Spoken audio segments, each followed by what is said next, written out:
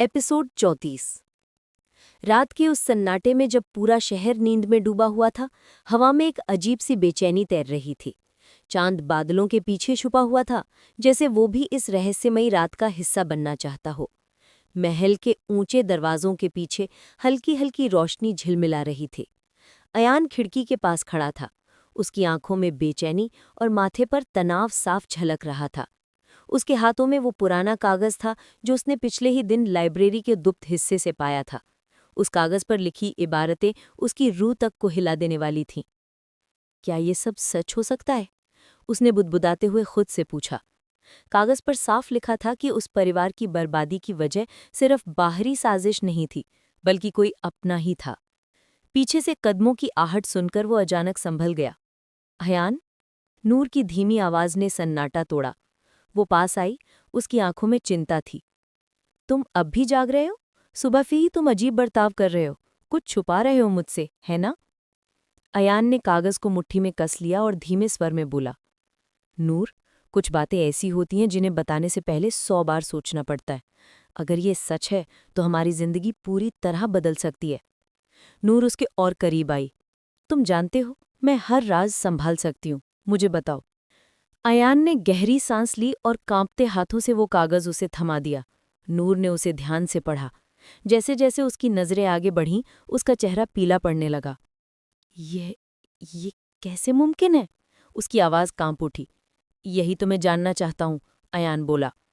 कागज पर लिखा था कि असल गद्दार कोई बाहरी नहीं, बल्कि परिवार के ही एक सदस्य का खून था। वो जिसने अपने लालच और बदले की आग में पूरे खानदान को खतरे में डाल दिया था। नूर की सांसें तेज हो गईं। अगर ये सच है तो हमें पता लगाना होगा कि वो कौन था, और अगर वही अब भी जिंदा है तो शायद वही सारी घटनाओं की डोर खींच रहा है। अयान ने उसकी आंखों में देखा। यही डर तो मुझे खा रहा है नूर। अगर ये खेल अब भी चल रहा है तो इसका अगला निशाना हम हो सकते हैं। उधर महल से दूर पुराने खंडहर में मोमबत्तियों की हल्की रोशनी में एक रहस्यमयी बैठक चल रही थी। कुछ लोग काले कपड़ों में ढंके अपने चेहरे छुपाए बैठे थे। उनके बीच वही शख्स था जिसने अब तक खुद को पर्दे के पीछे रखा हुआ था। उसकी आवाज धीमी लेकिन जहरीली थी। वक्त आ गया है। बहुत हो चुका ये खेल। अब आखिरी चाल चले बिना चैन नहीं मिलेगा। अयान और नूर दोनों को समझना होगा कि ये महल उनका नहीं है, ये मेरा है, सिर्फ मेरा। बाकी सभी ने हामी में सर हिलाया। लेकिन मालिक, अगर वो राज उनके हाथ लग गया तो? उस शख्स ने ठंडी मुस्कान दी। उन्हें सच जानने ही दो। जितना ज्यादा वो सच के करीब आएंगे, उतना ही आसान होगा उन्हें तोड़ना। उसकी आंखों में ऐसी ठंडक थी कि मोमबत्तियों की लौ भी जैसे कांप उठी। सुबह की हल्की किरणें जब महल की खिड़कियों से अंदर आईं तो अयान और नूर अब भी जाग रहे थे। पूरी रात उन्होंने उस कागज के हर शब्द पर चर्चा की थी। अयान ने गहरी सांस लेकर कहा, नूर, हमें सच्चाई तक पहुंचना ही होगा, चाहे इसके लिए कितनी भी कीमत क्यों न चुकानी पड़े। नूर ने उसका हाथ थाम लिया। अगर तुम्हारे साथ हूं तो कोई भी लड़ाई मुश्किल नहीं है, लेकिन हमें सावधान रहना होगा। इस खेल में हमें अपने असली दुश्मन का चेहरा अब तक नहीं दिखा है। अयान ने सर हिलाया। हमें अपने हर कदम पर नजर रखनी होगी। शायद हमारे बहुत करीब ही कोई हमें धोखा दे रहा हो। उसके शब्दों ने कमरे में खामोशी फैला दी। दोनों के दिलों में डर तो था, लेकिन उससे बड़ा था सच तक पहुंचने का संकल्प। उसी दोपहर जब अयान लाइब्रेरी के और कागज ढूंढ रहा था, अचानक दरवाजे से किसी के कदमों की आहट आई। वो था हसन। हसन जो हमेशा चुप रहता था और महल का सबसे वफादार नौकर माना जाता था। उसकी आंखों में अजीब सी बेचैनी थी। मालिक, मुझे आपसे अकेले में बात करनी है, उसने धीरे से कहा। अयान ने सर उठाकर उसकी तरफ देखा। कहो। हसन ने चारों ओर देखा, फिर फुसफुसाते हुए बोला, आप जिस राज की तलाश में हैं उसका आधा हिस्सा मैं जानता हूं। अयान चौंक गया। तुम्हें कैसे पता? हसन की आंखें नम हो गईं।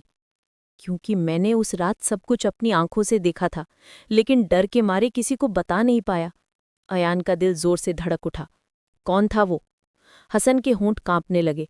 वो कुछ कहने ही वाला था कि अचानक बाहर से किसी के चीखने की आवाज आई। दोनों भागकर बाहर आए। नूर वहां खड़ी थी। उसके हाथ में वही कागज था जिसे उन्होंने रात भर संभाल कर रखा था, लेकिन अब वो कागज आधा जल चुका था। किसी ने इसे जलाने की कोशिश की है, नूर हड़बड़ाते हुए बोली। अयान की नज़रें तुरंत हसन पर गईं। क्या ये तुम्हारा खेल है? हसन कांप उठा। नहीं मालिक, मैंने तो आपकी मदद करने का वादा किया था। लेकिन अब शक और गहरा हो चुका था। उस रात तीनों ने एक साथ बैठकर फैसला किया। अयान ने कहा, अब हमें दोहरी चाल चलनी होगी। हमें दिखाना होगा कि हम कुछ नहीं जानते, तभी असली गद्दार खुद सामने आएगा। नूर ने सर हिलाया। लेकिन अगर गद्दार हम पर हमला कर दे तो? अयान ने उसकी ओर देखा। तो हम उसके वार का जवाब देंगे। इस खेल को खत्म करना होगा।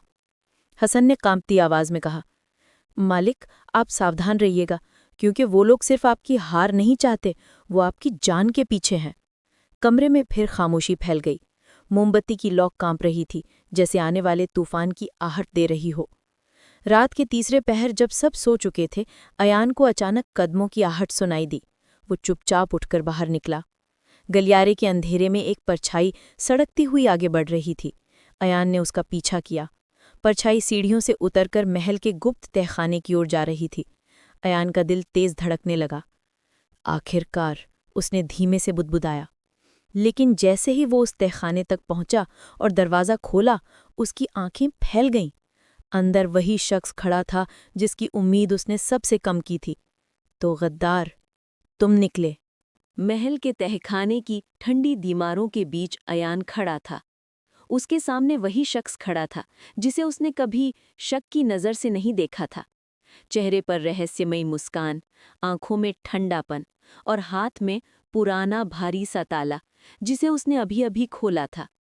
अयान की आवाज़ गुस्से और हैरानी से कांप रही थी। तो गद्दार, तुम निकले। उस शख्स ने धीरे धीरे पलटकर अयान को देखा। उसकी आंखों में न शर्म थी, न ही डर, बस एक अजीब सी ठंडक थी। गद्दार? वो हंसा। नहीं अयान, गद्दार मैं नहीं हूं। मैं तो बस उस हक को वापस ले रहा हूं जो हमेशा से मेरा था। अयान की मुट्ठियां भिंच गईं। हक? किस हक की बात कर रहे हो? जिस परिवार ने तुम्हें पाला, जिस घर ने तुम्हें आसरा दिया, क्या उसी के खिलाफ साजिश रच रहे हो? वो शख्स नजदीक आया। तुम कभी नहीं समझोगे। ये महल, ये दौलत, ये ताकत सब मेरा है, तुम्हारा नहीं। अयान के दिल में सवालों का तूफान था। स्पष्ट बोलो, आखिर सच क्या है? तुम कौन हो? उस शख्स ने गहरी सांस ली और दीवार पर लगे पुराने नक्शे को छुआ। सच ये है कि जिस वक्त तुम्हारे पूर्वज इस महल के मालिक बने, उसी वक्त मेरे परिवार को मिटा दिया गया। हमें इतिहास से मिटा दिया गया, जैसे हम कभी थे ही नहीं। लेकिन मैं बच गया, और मैंने कसम खाई थी कि एक दिन ये महल फिर से मेरा होगा। अयान के कदम पीछे हट गए। तो तुम बदले की आग में जल रहे हो, ये सब सिर्फ तख्त और महल पाने के लिए? वो शख्स नजदीक आया। तुम इसे लालच कहते हो, मैं इसे इंसाफ कहता हूं। अयान के मन में गुस्सा और बेचैनी दोनों बढ़ गए, लेकिन वो जानता था कि अभी उसे धैर्य रखना होगा। अचानक पीछे से किसी की आवाज आई। अयान? वो नूर थी। उसने सब सुन लिया था। उसकी आंखों में डर और गुस्से की मिलीजुली चमक थी। तुम्हें शर्म नहीं आती? इतने सालों से इस घर का नमक खाकर, और आज इसकी जड़ें काटने चले हो? शख्स की मुस्कान और चौड़ी हो गई। नूर, तुम सोचती हो कि मैं अकेला हूं? ये खेल मैंने अकेले नहीं खेला। तुम्हारे आसपास बहुत से लोग हैं जो मेरी तरफ हैं, और तुम्हें कभी अंदाजा भी नहीं होगा कि वो कौन हैं। नूर ने अयान की तरफ देखा। ये झूठ बोल रहा है, हमें इसके शब्दों में नहीं फंसना चाहिए। लेकिन अयान समझ रहा था कि दुश्मन का खेल गहरा है। उस शख्स ने दीवार पर लगे पुराने पत्थर को दबाया। अचानक दीवार का एक हिस्सा सरक गया और एक गुप्त कक्ष सामने आया। अंदर अंधेरे में ढेर सारे पुराने दस्तावेज और बक्से रखे थे। ये देखो, उसने कहा, ये वो सबूत हैं जिन्हें तुम्हारे पूर्वजों ने छुपाया था। ये कागज साबित करते हैं कि असली मालिक कौन था। अयान और नूर ने एक दूसरे की तरफ देखा। अगर ये सच था, तो उनका पूरा इतिहास झूठ पर टिका था। नूर ने साहस करके कहा, अगर तुम्हें इंसाफ चाहिए तो अदालत जाओ। ये साजिश, ये खून खराबा क्यों? वो हंसा, क्योंकि अदालत भी उनकी है जो तुम्हारे साथ है। मुझे अपना रास्ता खुद बनाना होगा, और तुम दोनों इस रास्ते की सबसे बड़ी रुकावट हो। इतना कहते ही उसने जोर से सीटी बजाई। अचानक तहखाने के अंधेरे कोनों से कुछ नकाबपोश लोग बाहर आए। उनके हाथों में हथियार थे। अयान तुरंत आगे बढ़ा और नूर को अपने पीछे कर लिया। नूर, पीछे रहना। नूर की आंखों में डर नहीं बल्कि दृढ़ता थी। नहीं अयान, इस बार मैं तुम्हारे साथ खड़ी रहूंगी, चाहे कुछ भी हो। नकाबपोश लोगों ने अयान पर हमला किया। लोहे की छड़ों और तलवारों की चमक अंधेरे में और भी डरावनी लग रही थी। अयान ने पहला वार चकमा देकर एक नकाबपोश को जोर से धक्का दिया। उसकी छाती दीवार से टकराई और वो नीचे गिर पड़ा। नूर ने पास पड़ी एक जलती मशाल उठाई और दूसरे हमलावर की ओर लहराई। पास मत आना, उसकी आवाज गूंज उठी। लड़ाई तेज हो गई। अयान की ताकत और फुर्ती देखने लायक थी, लेकिन दुश्मन ज्यादा थे। नूर ने हिम्मत से साथ दिया, लेकिन उनकी हालत नाजुक होती जा रही थी। अचानक पीछे से हसन तहखाने में दाखिल हुआ। मालिक! उसके हाथ में लंबी तलवार थी। उसने आते ही 2 नकाबपोशों को गिरा दिया। अयान ने राहत की सांस ली। हसन, सही वक्त पर आए हो। लेकिन उसी पल गद्दार ने जहरीली मुस्कान के साथ कहा, तो अब तुमने हसन पर भरोसा कर लिया? भूल जाओ अयान, वो भी मेरे खेल का हिस्सा है। अयान और नूर दोनों के दिल जैसे रुक गए। क्या? नूर की आवाज कांप गई। हसन की आंखें झुक गईं। उसके चेहरे पर ग्लानि और डर साफ था। मालिक, मैं मजबूर था। मेरे परिवार की जान इनके हाथों में थी। अगर मैं इनका साथ नहीं देता तो सबको मार देते। अयान की आंखों में दर्द और गुस्सा दोनों भर आए। हसन, तुमने हमें धोखा दिया। हसन घुटनों पर गिर पड़ा। माफ कर दीजिए मालिक, मैंने बहुत गलतियां की, लेकिन आखिरी वक्त पर मैं आपके साथ हूं। उसकी आंखें बंद हो गईं। अयान का दिल टूट गया। उसने गुस्से से गद्दार की तरफ देखा। अब ये खेल खत्म होगा। अयान ने पूरी ताकत से दुश्मनों पर हमला किया। उसकी आंखों में आग थी। नूर ने भी उसका साथ दिया, लेकिन गद्दार पीछे नहीं हटा। वो मुस्कुराता रहा। तुम सोचते हो ये मेरी आखिरी चाल है? खेल अभी शुरू हुआ है अयान। उसने दीवार पर एक और पत्थर को दबाया। अचानक तहखाने की जमीन हिलने लगी। छत से पत्थर गिरने लगे। नूर चीख उठी, अयान, हमें निकलना होगा। अयान ने उसका हाथ पकड़ा। दोनों बाहर की ओर भागे। पीछे गद्दार की ठहाके गूंज रही थी। महल का तहखाना ढह रहा था और उस अंधेरे में रहस्यों का सागर दबता जा रहा था। तहखाने से बाहर निकलने के बाद अयान और नूर दोनों हाँफते हुए जमीन पर गिर पड़े। महल के नीचे से उठती धूल और धड़ाम धड़ाम की आवाजें बता रही थीं कि वो जगह पूरी तरह ढह चुकी है। लेकिन सबसे बड़ा सवाल ये था, क्या गद्दार भी उस मलबे के नीचे दब गया था या उसने फिर कोई चाल चली? नूर ने अयान का हाथ पकड़ा। उसकी सांसें तेज थीं। अयान, क्या हमने सच में उसे वहीं खत्म कर दिया या ये भी उसकी चाल थी? अयान ने गहरी सांस लेते हुए कहा, नूर, वो इतना चालाक है कि बिना किसी आखिरी चाल के भागने नहीं देगा। मुझे यकीन है वो जिंदा है। उसकी आंखों में गुस्से और दृढ़ता की आग जल रही थी, लेकिन उनके दिल पर सबसे गहरी चोट हसन की कुर्बानी थी। अयान की आंखों में हसन का चेहरा बार बार उभर रहा था। वो वफादार नौकर जिसने गलती की थी, लेकिन आखिरी वक्त पर अपनी जान देकर वफादारी साबित कर दी। नूर ने धीरे से कहा, हसन ने हमें बचाने के लिए अपनी जान दे दी और अब उसकी मौत बेकार नहीं जानी चाहिए। अयान ने सिर झुकाकर कहा, नहीं नूर, उसकी कुर्बानी व्यर्थ नहीं जाएगी। मैं कसम खाता हूं, जो भी इस खेल के पीछे है उन्हें उनकी सजा मिलेगी। महल के आंगन में जब वो पहुंचे तो चारों तरफ अजीब सा सन्नाटा था। पहरेदार गायब थे। नौकर चाकर कहीं दिखाई नहीं दे रहे थे। पूरा महल सुनसान लग रहा था, जैसे किसी ने जानबूझकर खाली करा दिया हो। नूर ने डरते हुए कहा, ये सब कहाँ गए? ऐसा लगता है जैसे सब पहले से ही जानते थे कि कुछ होने वाला है। अयान ने अपनी तलवार कसकर पकड़ी। हाँ, और इसका मतलब है कि दुश्मन हमारे बहुत करीब है। उसने हमारे ही लोगों को हमारे खिलाफ कर दिया है। अचानक पीछे से घोड़ों की टापों की आवाज गूंजी। कुछ सवार महल के गेट पर रुके। उनके झंडों पर काले रंग का अजीब सा निशान बना था। नूर ने हैरानी से कहा, ये कौन है? मैंने इन्हें पहले कभी नहीं देखा। अयान की आंखें सिकुड़ गईं। ये वही लोग हैं जिनके बारे में वो गद्दार बता रहा था, उसके साथ ही। सवार महल में घुस आए। उनके हाथों में भाले और तलवारें थीं। उन्होंने महल को चारों तरफ से घेर लिया। उनमें से एक ने ऊंची आवाज में कहा, अयान, तुम्हारा खेल खत्म हो चुका है। महल अब हमारे कब्जे में है। हथियार डाल दो, वरना ये रात तुम्हारी आखिरी होगी। नूर गुस्से से आगे बढ़ी। तुम लोग सोचते हो कि डर दिखाकर हम हार मान लेंगे? ये महल हमारी रगों में है, इसे छूने से पहले तुम्हें हमारी लाशों से गुजरना होगा। उसकी आवाज में ऐसा दम था कि कुछ दुश्मन हिचकिचा गए, लेकिन उनके लीडर ने हंसते हुए कहा, बहादुरी दिखाना अच्छा है, लेकिन जब चारों तरफ मौत हो तो इंसान को अक्ल से काम लेना चाहिए। अयान आगे आया और गरजते हुए बोला, अगर अक्ल यही कहती है कि गद्दारों के सामने घुटने टेक दो, तो मुझे अपनी अक्ल पर भरोसा नहीं। मैं आखिरी सांस तक लड़ूंगा। सवारों ने हमला कर दिया। भालों की नोकें और तलवारों की चमक चांदनी में और खतरनाक लग रही थी। अयान ने अपनी तलवार घुमाई और सबसे पहले सामने वाले सवार को गिरा दिया। उसका घोड़ा बेकाबू होकर पीछे भागा। नूर ने पास पड़ी ढाल उठाई और अयान की पीठ संभाल ली। उन दोनों की जोड़ी दुश्मनों पर भारी पड़ रही थी, लेकिन दुश्मनों की संख्या बहुत ज्यादा थी।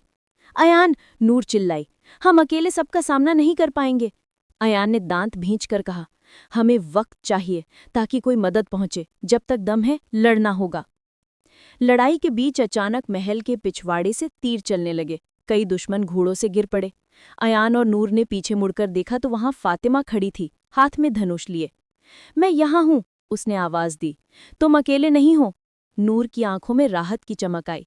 फातिमा फातिमा ने नूर की तरफ मुस्कुराते हुए कहा, तुम्हें लगता था कि मैं डर जाऊंगी? नहीं नूर, ये घर मेरा भी है, मैं इसे बचाऊंगी। उसकी मौजूदगी से अयान और नूर का हौसला और बढ़ गया। अब लड़ाई का रुख बदल रहा था। अयान तलवार से आगे बढ़ रहा था, नूर ढाल लेकर उसे कवर दे रही थी और फातिमा तीर चला चलाकर दुश्मनों की कतारें तोड़ रही थी। लेकिन तभी सवारों का नेता आगे आया। वो बाकियों से अलग था। उसकी आंखों में अजीब सी आग थी और उसकी तलवार खून से सनी हुई थी। उसने अयान को ललकारा, तुम्हें लगता है तुम बहादुर हो? आओ, अकेले मेरा सामना करो। अयान ने तलवार उठाई और उसकी ओर बढ़ा। आ जाओ, देखते हैं असली ताकत किसमें है। दोनों की तलवारें आपस में टकराईं। इतनी जोरदार आवाज आई जैसे बिजली कड़की हो। अयान और वो नेता एक दूसरे पर वार करते रहे। चिंगारियां उड़ रही थी। नूर और फातिमा भी लड़ रही थी, लेकिन उनकी नजरें बार बार अयान पर जा रही थी। नेता ने हंसते हुए कहा, अयान, तुम मजबूत हो, लेकिन याद रखो, तुम्हारे अपने ही तुम्हारे खिलाफ हैं और तुम्हारा गद्दार दोस्त अभी जिंदा है। अयान का ध्यान एक पल को भटक गया। उसी मौके का फायदा उठाकर उसने अयान को धक्का दिया। अयान जमीन पर गिर पड़ा। नूर चीख उठी, अयान! नेता तलवार उठाकर अयान पर वार करने ही वाला था कि नूर दौड़कर बीच में आ गई। उसने अपनी ढाल से वार रोका और तलवार खींचकर नेता के हाथ पर चोट कर दी। नेता दर्द से चीख पड़ा। उसकी तलवार जमीन पर गिर गई। तुम लोग, उसने दांत भीजे, ये जंग यही खत्म नहीं होगी, ये तो बस शुरुआत है। वो सीटी बजाकर अपने बचे हुए सवारों के साथ पीछे हट गया। महल के आंगन में सन्नाटा छा गया। चारों तरफ गिरे हुए दुश्मनों और उनके बिखरे हथियारों का मंजर था। फातिमा ने नूर को गले लगाया। तुम ठीक हो? नूर ने सिर हिलाया। हाँ, लेकिन ये सब खत्म नहीं हुआ। उसने साफ कहा है कि खेल अभी शुरू हुआ है। अयान धीरे धीरे उठा। उसके होठों से खून बह रहा था, लेकिन उसकी आंखों में आग जल रही थी। हाँ नूर, असली जंग अभी बाकी है, और अब हमें ये पता लगाना होगा कि गद्दार कहाँ छुपा है और उसके पीछे कितने लोग हैं। जैसे ही वो लोग महल के अंदर जाने लगे, अचानक दीवार के पीछे से धीमी हंसी की आवाज आई। वही गद्दार था। उसकी परछाई चांदनी में साफ दिख रही थी। शाबाश अयान, तुमने आज अच्छा खेला, लेकिन याद रखो, मैं अभी जिंदा हूं और अगली चाल मेरी होगी। उसकी हंसी पूरे महल में गूंज उठी। अयान की मुट्ठियां भिंज गईं। अब की बार तुझे भागने नहीं दूंगा। रात गहरी हो चुकी थी। हवेली के चारों ओर सन्नाटा पसरा हुआ था, मगर उस सन्नाटे के बीच दिल की धड़कनों की आवाज सब पर भारी लग रही थी। आरव अपने कमरे की खिड़की के पास खड़ा बाहर झांक रहा था। आसमान पर काले बादल छाए हुए थे और बिजली की चमक हर कुछ मिनटों बाद हवेली की दीवारों पर डरावने साए बनाती थी। वो जानता था कि अब खेल और भी खतरनाक हो चुका है। न केवल उसकी जिंदगी बल्कि उन सबकी तकदीर दांव पर लगी है जिनसे वो मोहब्बत करता है। मन ही मन उसने सोचा, क्या मैं सही कर रहा हूं या ये रास्ता मुझे और सबको तबाही की ओर खींच रहा है। उसके भीतर सवालों का तूफान मचा था, महर की तस्वीर सामने आते ही उसका दिल और भी बेचैन हो उठा। उसकी मासूम मुस्कान, उसकी आंखों की चमक और उसका भरोसा सब कुछ आरव के लिए अब जिम्मेदारी बन चुका था। लेकिन साथ ही दुश्मनों का शिकंजा कसता जा रहा था। अगर मैंने एक गलत कदम भी उठाया तो सब बर्बाद हो जाएगा, उसने खुद से कहा। आरव का ध्यान अचानक दरवाजे की तरफ गया। हल्की दस्तक हुई। वो चौंका और झट से पलटा। कौन है? उसने धीमी आवाज में पूछा। मैं हूं महर, दरवाजे के उस पार से आवाज आई। आरव ने राहत की सांस ली और दरवाज़ा खोल दिया। महर अंदर आई तो उसकी आंखों में भी चिंता साफ झलक रही थी। आरव, हमें बात करनी होगी, महर ने गंभीर लहजे में कहा। आरव ने उसकी ओर देखा। मुझे पता है तुम डरी हुई हो, लेकिन यकीन मानो मैं सब ठीक कर दूंगा। महर की आंखें भर आईं। तुम्हें लगता है सब इतना आसान है? हर दिन हालात और बिगड़ते जा रहे हैं। मुझे डर है कि कहीं ये हवेली हम सबकी कब्रगाह न बन जाए। आरव उसके करीब आया और उसका हाथ पकड़ लिया। तुम्हें मुझ पर भरोसा है ना? महर ने कुछ पल खामोश रहकर उसकी आंखों में देखा और धीरे से सर हिला दिया। भरोसा है, लेकिन डर भी है। आरव ने उसके हाथ को कसकर पकड़ा। डर को अपनी ताकत बनाओ महर, हम जीतेंगे। इतने में खिड़की से बाहर अचानक किसी की परछाई दिखाई दी। आरव तुरंत सतर्क हो गया। उसने महर को पीछे हटाया और खिड़की खोली। बाहर अंधेरा था, मगर उसे महसूस हो गया कि कोई वहां से भागा है। कोई हमें देख रहा था, आरव ने गंभीर स्वर में कहा। महर घबरा गई। अब क्या करेंगे? आरव ने गहरी सांस ली और कहा, अब वक्त आ गया है असली खेल शुरू करने का। मैं इन सबको सबक सिखाऊंगा। उसने अलमारी से एक पुराना नक्शा निकाला और महर को दिखाया। ये हवेली सिर्फ एक घर नहीं है, इसके नीचे सुलंगे हैं, गुप्त रास्ते। मेरे दादाजी ने इन्हें बनवाया था ताकि संकट के समय भाग निकलने का रास्ता हो। महर की आंखें फैल गईं। मतलब हम इस हवेली से बाहर निकल सकते हैं? आरव ने सर हिलाया। हाँ, लेकिन ये सिर्फ भागने का रास्ता नहीं है। ये सुरंगें हमें दुश्मनों के जाल को उलझाने में मदद करेंगी। आरव और महर ने दोनों ने मिलकर नक्शे को ध्यान से देखा। हवेली के नीचे फैली सुरंगों का जाल इतना बड़ा था कि कोई भी वहां आसानी से खो सकता था। अगर हम इन्हें सही तरीके से इस्तेमाल करें तो दुश्मनों को फंसा कर उनकी योजना नाकाम कर सकते हैं, आरव ने समझाया। महर धीरे से बोली, लेकिन ये सब बहुत जोखिम भरा है। अगर हम खुद ही फंस गए तो? आरव ने उसकी आंखों में झांकते हुए कहा, तभी तो मुझे तुम्हारी जरूरत है। तुम मेरी ताकत हो। महर का दिल पिघल गया, लेकिन साथ ही डर भी बढ़ गया। बाहर आसमान और भी डरावना हो चुका था। हवाएं तेज चलने लगीं थीं। बिजली की गड़गड़ाहट से हवेली की दीवारें कांपने लगीं थीं। ऐसा लग रहा था मानो प्रकृति भी आने वाले तूफान का संकेत दे रही हो। अचानक हवेली के मुख्य दरवाजे पर जोरदार धमाका हुआ। आरव और महर दोनों चौंक उठे। ये जरूर वही लोग हैं, आरव ने दांत भींचते हुए कहा। महर का चेहरा सफेद पड़ गया। अब क्या करेंगे? आरव ने नक्शा समेटा और उसकी ओर देखा। अब वक्त आ गया है, हमें तुरंत सुरंग का रास्ता अपनाना होगा। वो दोनों जल्दी जल्दी कमरे से बाहर निकले और हवेली के उस हिस्से की ओर बढ़े जहां से सुरंग का गुप्त दरवाजा खुलता था। लेकिन हर कदम पर खतरा था। हवेली के गलियारों में अजनबी आवाजें गूंज रही थी। ऐसा लग रहा था मानो दुश्मन पहले ही अंदर घुस चुके हों। महर ने डरते हुए आरव का हाथ कसकर पकड़ लिया। आरव, तुम मेरे बिना नहीं रह सकती। जो भी हो, हम साथ रहेंगे। आरव ने उसे अपनी ओर खींचकर गले से लगा लिया। साथ रहेंगे, हमेशा। जैसे ही वो सुरंग के दरवाजे तक पहुंचे, अचानक उनके पीछे से कदमों की आहट गूंजी। दोनों ने पलटकर देखा तो अंधेरे से एक साया उभर कर आज सामने आया। उस साए की आंखों में खौफनाक चमक थी। महर का दिल धक से रह गया। ये तो वही है, आरव ने आंखें तरेड़ते हुए कहा। खेल खत्म हो चुका है, अब असली जंग शुरू होगी। हवेली के अंधेरे गलियारे में तनाव घना होता जा रहा था। हवा में बारूद और भय का मिश्रण था। आरव और महर सामने खड़े साए को देख रहे थे, जिसकी आंखें अंधेरे में शैतानी चमक रही थी। आरव ने तल्ख आवाज में कहा, कौन हो तुम? सामने आकर नाम बताने की हिम्मत है? धीरे धीरे वो शख्स रोशनी में आया। महर का चेहरा फक पड़ गया।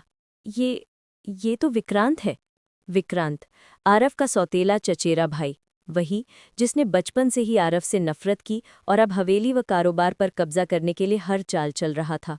विक्रांत की मुस्कान जहरीली थी। आखिरकार खेल खत्म होने वाला है आरव। अब इस हवेली का असली मालिक सामने खड़ा है। आरव ने आंखों में सख्ती भरते हुए कहा, मालिकियत दिल से होती है, खून से नहीं। तुम सिर्फ लालच में डूबे हो और लालच कभी जीत नहीं सकता।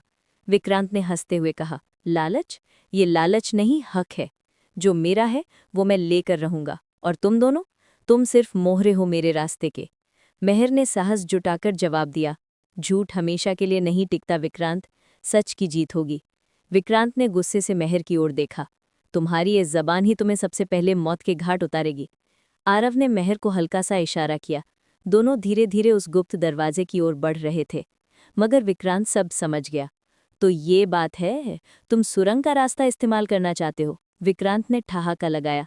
बच नहीं पाओगे, ये हवेली और इसके नीचे की हर सुरंग मेरे आदमी पहले ही घेर चुके हैं। महर का दिल बैठने लगा। आरव, अब? आरव ने दृढ़ स्वर में कहा, अब हमें खेल उनके अंदाज में नहीं खेलना, हमें अपनी चाल चलनी होगी।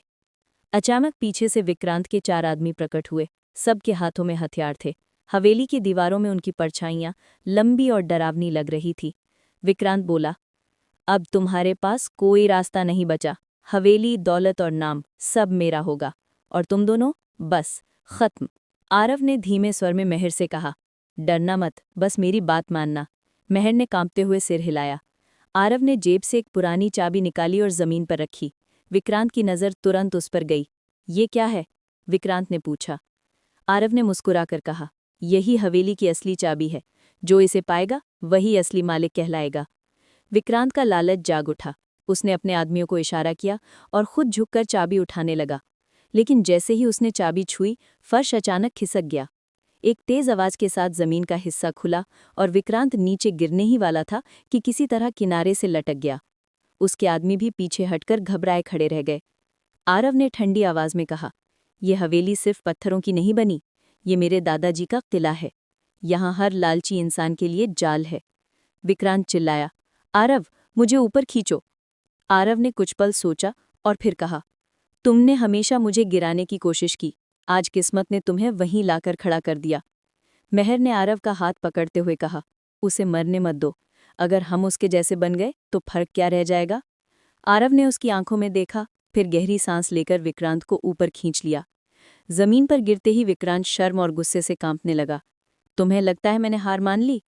आरव ने सख्त आवाज में कहा, हार मानना तुम्हारे बस की बात नहीं, लेकिन अब तुम कानून के हवाले जाओगे।